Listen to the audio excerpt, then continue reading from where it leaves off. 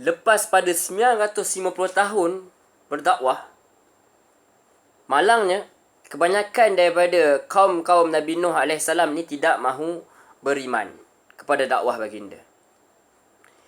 Nabi Nuh puas cerita pasal iman, mengenai istighfar, mengenai keberkatan daripada istighfar yang akan mendatangkan rezeki daripada Allah SWT. Secara dramatiknya, bagaimana Allah ceritakan dalam surah Nuh, bagaimana Nabi Nuh ini berdoa, minta supaya dia punya kaum tu beristighfar. Bagaimana siang dan malam, bagaimana ditunjukkan contoh-contoh bukti bahawa Allah SWT ni wujud dengan adanya bulan, matahari, macam tengok National Geographic, tuan-tuan. Ada tumbuhan, ada macam-macam perkara menunjukkan bahawa Allah memudahkan manusia ini untuk bercucuk tanam, semua berjalan-jalan di muka bumi ini. Semua itu Nabi Nuh tunjukkan nak pujuk kaum dia supaya kembali kepada Allah. Dan dinyatakan juga kepada mereka, kepada kaum Nabi Nuh ni, Nabi Nuh nyatakan bahawa berkenaan dengan hari kiamat, berkenaan dengan apa tu, akidah lah, berkenaan dengan Allah SWT. Namun kaum dia ni tetap kekal sebagai penyembah berhala seperti mana kaum Nabi Muhammad SAW di Mekah. Bahkan mereka ada nama-nama berhala yang mereka sebut sendiri. Persoalan dia, tuan-tuan, macam mana mereka dapat nama-nama berhala ni? Kenapa tiba-tiba mereka boleh sesat kepada Allah SWT? InsyaAllah sekejap lagi kita akan bincangkan. Jadi kita pergi kepada tempoh masa di antara Nabi Adam dan Nuh AS, daripada orang yang beriman kepada kekufuran. Jadi diutuskan Nabi Nuh AS ni sebagai seorang Nabi dan Rasul pada kaumnya, seperti mana kita jelaskan sebelum ini. Dan dikatakan menurut Dr. Solah, diutuskan dia sebagai Rasul selepas Nabi Adam AS berdasarkan Al-Quran. Dan kita sedia maklum juga bahawa Nabi Adam adalah bapa kepada semua manusia, sama tidak mengenal bangsa, agama, semua. Kita semua adalah saudara asalnya. Dan dia merupakan Nabi yang pertama diutuskan baginda kepada anak-anak dia, kepada keluarga dia lah. Dan diajarkan kepada mereka, yakni keluarga baginda, agama Allah, tentang Tauhid. Tetapi malangnya selepas berapa lama, ajaran Nabi Adam itu telah mula dihilang. Telah lapuk ditelan zaman lah, kita kata. Manusia akhirnya mula mensyirikkan Allah SWT dan mula menyembah apa yang mereka cipta dengan tangan mereka sendiri. Maka Allah SWT membangkitkan seorang Rasul untuk menyeru orang-orang kafir dari kalangan kaumnya untuk kembali beriman kepada Allah SWT. Beliau adalah Nuh AS. Kita tak ambilkan riwayat-riwayat yang menunjukkan nama dia sebenar. Cukup apa yang Allah SWT ceritakan. Jadi Nabi Nuh ni adalah isim alam ajnabi. Bermaksud dia bukan nama orang Arab. Jadi antara yang nak disoalkan ialah berapa lama agaknya antara tempoh Nabi Adam dengan Nabi Nuh ni. Ada yang mengatakan 10 abad. 10 kurun. Berdasarkan apa? Berdasarkan riwayat yang hanya terhenti sehingga Ibnu Abbas. Dalam Al-Mustadrak Al-Hakim rahimahullah ta'ala, dikatakan bahawa tempoh masa di antara Nuh dan Adam ialah 10 abad. Kesemua mereka berada dalam syariat yang benar. Kemudian berselisihlah mereka menyelisihi kebenaran. Lebih kurang saya terjemahkan. Maka Allah SWT mengutuskan kepada mereka Nabi untuk memberi khabar gembira dan peringatan. Jadi kabar ini terhenti sehingga Ibnu Abbas sahaja. Jadi dikeluarkan oleh Al-Hakim. Beliau mengatakan sahih atas syarat Al-Bukhari, tetapi Al-Bukhari rahimahullah ta'ala, Imam Bukhari tak mengeluarkannya dalam sahih beliau. Jadi kita sebenarnya tak dapat memastikanlah secara tepat berapa lamakah tempoh antara Nabi Adam dan Nabi Nuh ni. Yang pasti sememangnya manusia ini telah menjalani satu tempoh pengalaman yang cukup panjang. Zaman kita sendiri dengan zaman Nabi Adam sendiri dah cukuplah lama.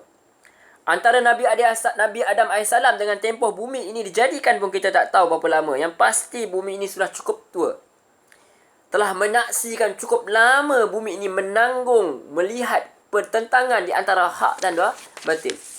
Cukup lama sekali. Dan ini akan terus berlaku sehingga hari kiamat.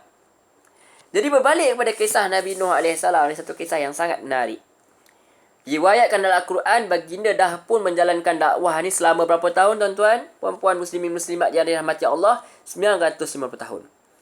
Masa yang cukup panjang. Berapakah umurnya? Umur baginda ketika itu, wallahu a'lam. Tiada siapa yang dapat mengira secara tepat.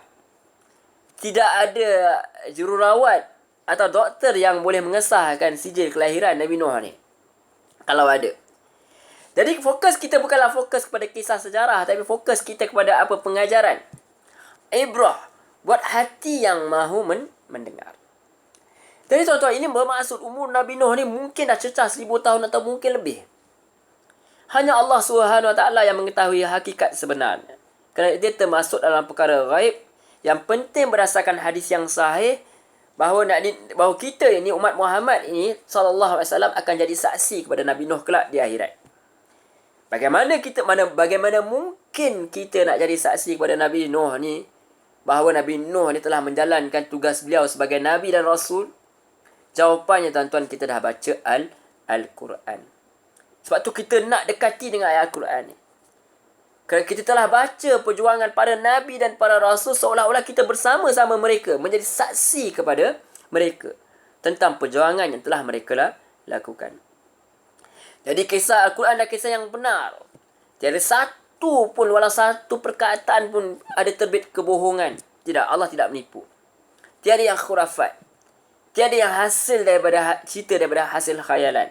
Sebaliknya dia adalah khabar yang disampaikan sendiri oleh Sang Pencipta melalui lidah Nabi beliau, Nabinya, iaitu Rasulullah sallallahu alaihi wasallam.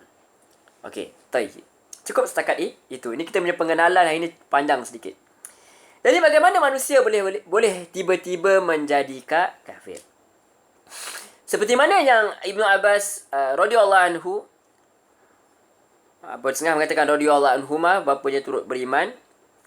Jadi manusia selepas Adam kekal Islam dan beriman kepada Allah SWT. Dia tak syirikkan Allah dengan sesuatu pun. Namun kita katakan iblis tidak pernah duduk diam.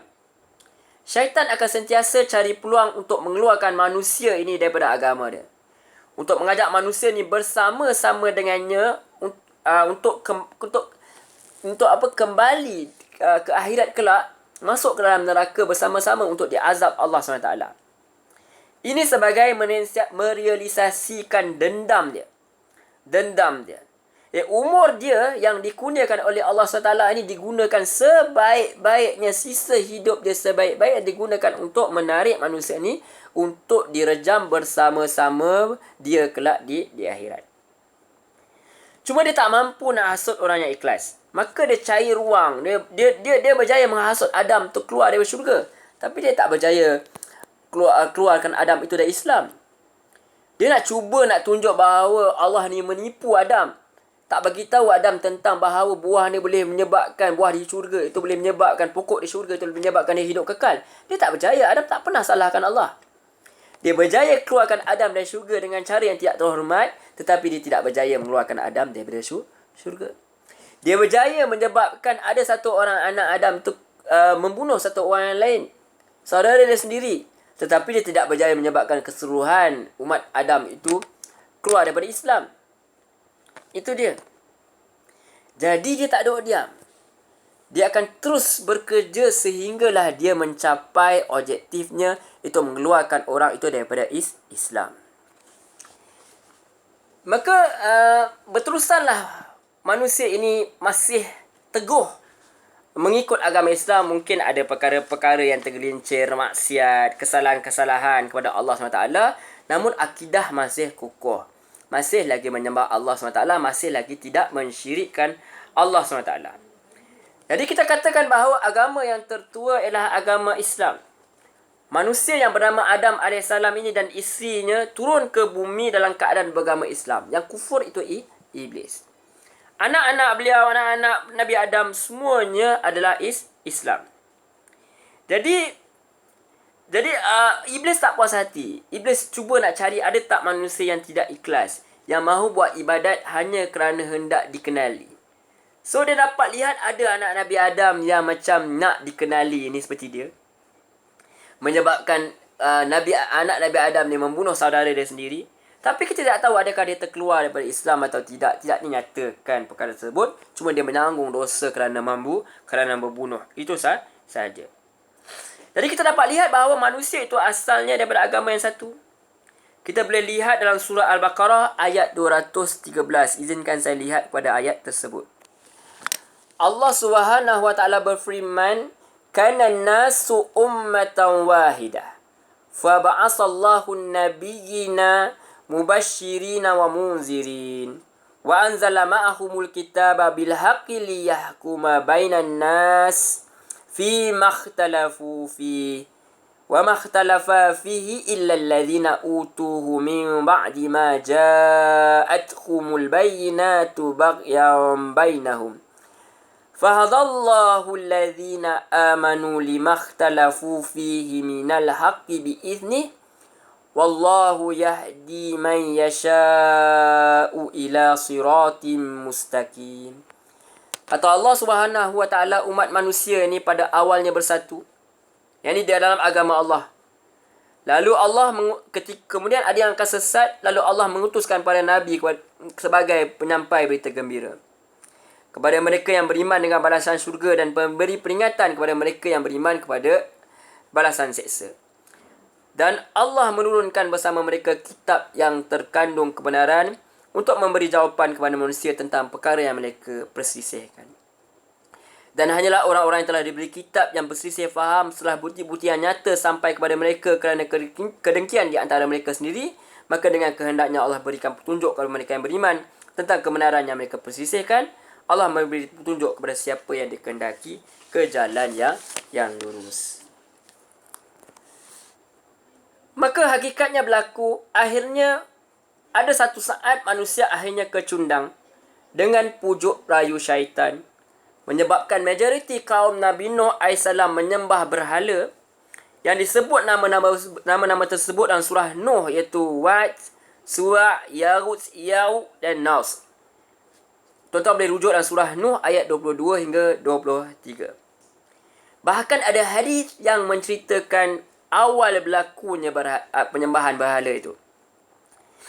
Kalau tak silap saya, dia dalam riwayat Imam Bukhari. Dia sampai kepada Ibnu Abbas. Diriwayatkan oleh Ibnu Abbas, maksudnya selepas kewafatan Wad, Suwa', Yarut, Ya'uq dan Nas, yang nama-nama orang soleh pada zaman Nabi Nuh dan sebelumnya, syaitan telah membisikkan berita kepada masyarakat sekitarnya agar mendirikan satu bangunan, yakni patung, pada bekas tempat duduk yang pernah didiaminya dengan nama masing-masing sebagai peringatan. Mereka pun mengerjakan, ini bisikan syaitan itu, tapi mereka tak sembah. Jadi macam monumen peringatan sajalah. Jadi macam untuk peringatan, tugu peringatan. Setelah berlalu beberapa zaman, orang yang mendirikan bangunan pun dah meninggal dah. Dah terhapus pengetahuan masyarakat tentang orang soleh tu. Maka syaitan bisik lagi. Dia sabar syaitan ni. Dia buat kerja slow and steady. Syaitan bisik lagi supaya menyembah bangunan yang ni patung tersebut. Ibnu Abbas mengatakan bahawa selepas itu jadilah berhala-berhala yang telah diciptakan oleh kaum Nabi Nuh. Bermaksud awal-awal lagi. Awal-awal patung ni hanya dijadikan untuk peringatan saja. Tugu peringatan. Akhirnya disembah juga. Kita lihat dalam masyarakat kita. Ada orang bela ikan puyuh kan. Suka-suka nak bela tak apa. Tapi akhirnya rasa macam ada kuasa boleh jaga.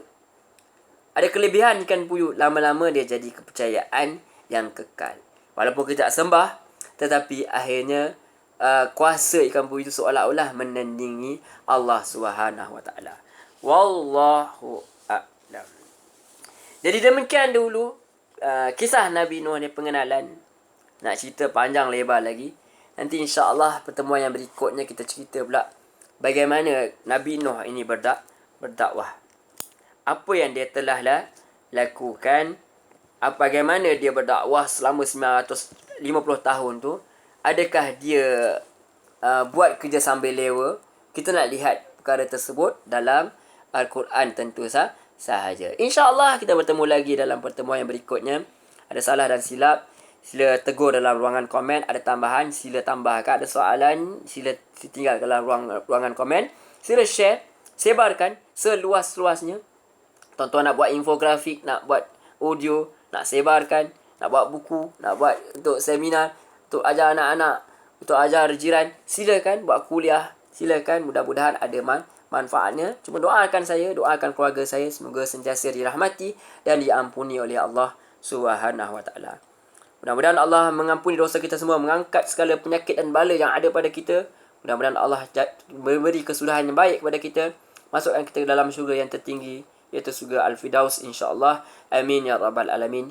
Kita tutup dulu dengan tasbih kafarah. Subhanakallahumma wa bihamdik, asyhadu an la ilaha illa anta, astaghfiruka wa atubu ilaik. Wa sallallahu alaihi Muhammad wa ala alihi washabihi wasallam. Walhamdulillahirabbil alamin. Wassalamualaikum warahmatullahi wabarakatuh.